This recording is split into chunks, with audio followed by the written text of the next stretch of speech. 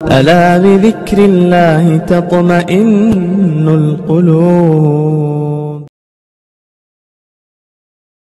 برنارد شاہ جو انگلینڈ کا بہت بڑا فلسفی گزرا ہے، اس فلسفر نے یہ کہا ہے کہ دنیا میں سب سے بہترین اور سب سے زیادہ خوش نصیب قوم اگر کوئی ہے تو وہ صرف یہ امت محمدیہ ہے۔ لوگوں نے پوچھا کیوں؟ کہا کہ اس کے پاس وہ دستور حیات ہے، اس کے پاس وہ کلام اللہ ہے جو کسی اور نبی کی امت کے پاس نہیں ہے، جو کسی اور دھرم اور مذہب کے ماننے والوں کے پاس نہیں ہے۔ اس لیے یہ امت سب سے زیادہ خوش نصیب ہے۔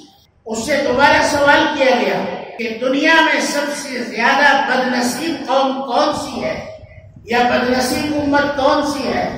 تو برنارد شاہ نے کہا سب سے زیادہ بد نصیب اور سب سے زیادہ ضعیف امت بھی اور قوم بھی یہی مسلم قوم ہے۔ پوچھا کہ کیسے؟ کہا اس لیے کہ اس کے پاس جناب محمد رسول اللہ صلی اللہ علیہ وسلم کی پوری زندگی کی سیرت موجود ہے۔ آپ کا اٹھنا، چلنا، پھرنا، غصہ، نیند، اٹھنا بیٹھنا، کھانا پینا، جی بیماری میں کیسے رہا جاتا ہے، خوشی میں کیسے رہا جاتا ہے، غم میں کیسے رہا جاتا ہے، جی دوستوں کے ساتھ کیسا سلوک، دشمنوں کے ساتھ کیسا سلوک، سب کچھ ہونے کے باوجود یہ امت کلام اللہ اور سنت رسول اللہ صلی اللہ علیہ وسلم پر عمل کرنے سے خالی ہے، عمل سے خالی۔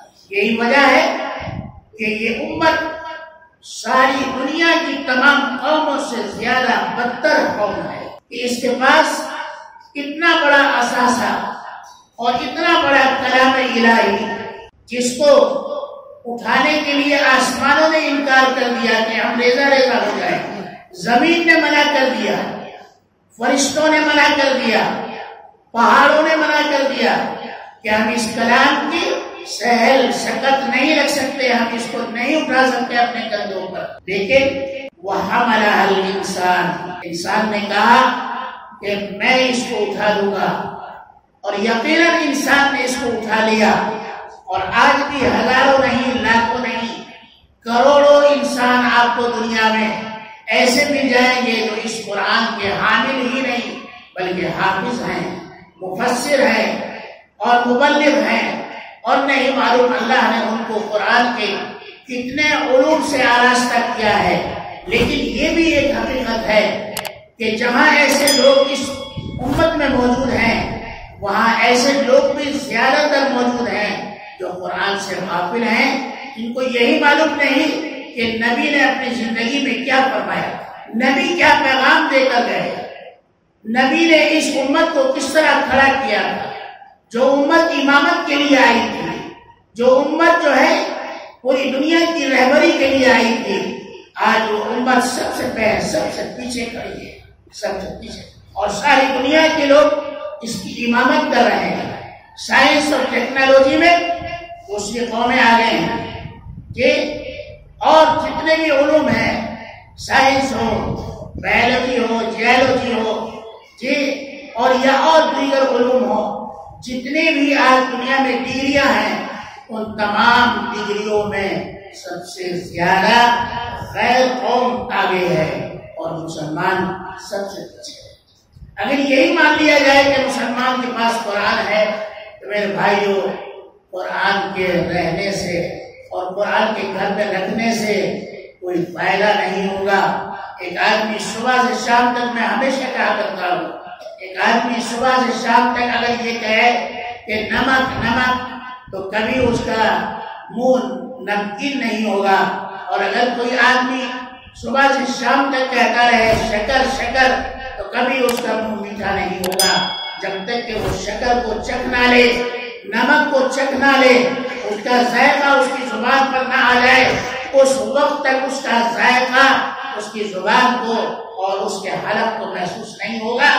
آج یہی چیز ہم نے قرآن موجود ہے، آئیے دوسری اقوام کو دیکھیے، نبی کریم صلی اللہ علیہ وسلم کی سیرت کو انہوں نے کس طرح پڑھا، آج آپ کو ہزاروں نہیں لاکھوں یہودی ایسے ملیں گے جو قرآن کے حافظ ہیں، اور یہی نہیں، اب تو ہمارے ہندوستان میں RSS نے ایسے بڑے بڑے مدارس قائم کر دیے جہاں پر نہ صرف حفاظ کرام، قرائے کرام، علماء تیار ہو رہے ہیں، بے شمار تیار ہو رہے ہیں، زیر زمین پڑھ کر نکل رہے ہیں، اور انہوں نے ہمارے ایمان کو کمزور کر دیا ہے۔ میرے بھائیوں، کب تک غفلت میں رہیں گے؟ کب تک یہ قصے اور کہانی سنتے رہیں گے؟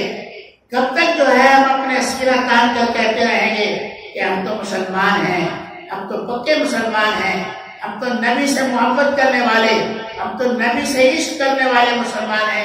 میرے بھائیوں، یہ زبانی دعویٰ کبھی نہیں چلے گا۔ اگر چلے گا تو دعوی محبت اسی وقت کامل ہوگا جب اتباع رسول ہمیں حاصل ہو جائے۔ من یطیع الرسول فقد اطاع اللہ۔ تم اگر نبی کی اور رسول کی اتباع کرو گے تو یہ اتباع اللہ کی اتباع کہلائے گا۔